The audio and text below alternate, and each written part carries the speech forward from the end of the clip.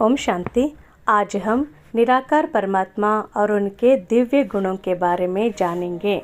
सभी मनुष्य परमात्मा को हे पिता, हे दुखहर्ता, सुखकर्ता और हे सुखकर्ता प्रभु ऐसे इत्यादि अनेक संबंध सूचक शब्दों से याद करते हैं, परंतु ये कितने आश्चर्य की बात है कि जिसे वे पिता कहकर पुकारते हैं उसका सत्य और स्पष्ट परिचय नहीं है उन्हें, और उसके साथ उनका अच्छी रीति स्नेह और संबंध भी नहीं है।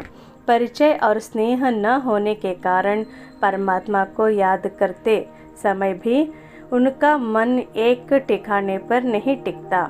इसलिए उन्हें परमपिता परमात्मा से शांति तथा सुख का जो जन्म सिद्ध अधिकार प्राप्त होना चाहिए वो प्राप्त नहीं होता। वे ना तो परमपिता परमात्मा के मधुर मिलन का सच्चा अनुभव कर सकते हैं, ना उससे लाइट यानी प्रकाश और माइट यानी शक्ति का प्राप्त कर सकते हैं, और ना ही उनके संस्कारों तथा जीवन में कोई विशेष परिवर्तन ही आ पाता है। इसलिए हम यहाँ उस परम प्यारे परमपिता परमात्मा का संक्षिप्त परिचय दे रहे हैं, जो कि स्वयं उन्होंने ही लोक कल्याण अर्थ हमें समझाया है और अनुभव कराया है, अभी भी करा रहे हैं।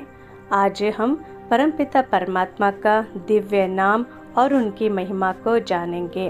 परमपिता परमात्मा का नाम शिव है। शिव का अर्थ है कल्याणकारी, मंगलकारी और शुभकारी। परमपिता परमात्मा शिव ही ज्ञान के सागर, शांति के सागर, आनंद के सागर और प्रेम के सागर है। वह ही पतितों को पावन बनाने वाले, मनुष्य मात्र को शांति धाम तथा सुख धाम की राह दिखाने वाले गाइड है। विकारों तथा काल के बंधन से छुड़ाने वाले लिबरेटर है, और सब प्राणियों पर रहम करने वाले मर्सीफुल है। मनुष्य मात्र को मुक्ति और जीवन मुक्ति का अथवा गति और सद्गति का वरदान देने वाले भी एकमात्र वही है। वह दिव्य बुद्धि के दाता और दिव्य दृष्टि के वरदाता भी है। मनुष्य आत्माओं को ज्ञान रूपी सोम अर्थात अमृत पिलाने वाला तथा अमर पद का वरदान देने के कारण सोमनाथ तथा अमरनाथ इत्यादि नाम से भी उन्हें जाने जाएंगे। वह जन्म मरण से सदा मुक्त, सदा एक रस, सदा जागती ज्योति है। वह सदा शिव है।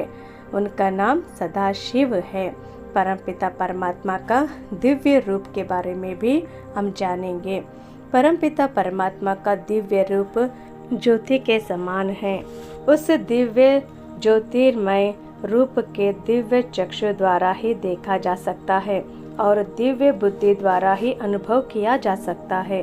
परमपिता परमात्मा के उस ज्योतिर्बिंदु यानी रूप की प्रतिमाएं भारत में शिवलिंग नाम से पूजी जाती है, और उनके अवतरण की याद में महाशिवरात्रि भी मनाई जाती है। और निराकार का अर्थ भी हम जानेंगे।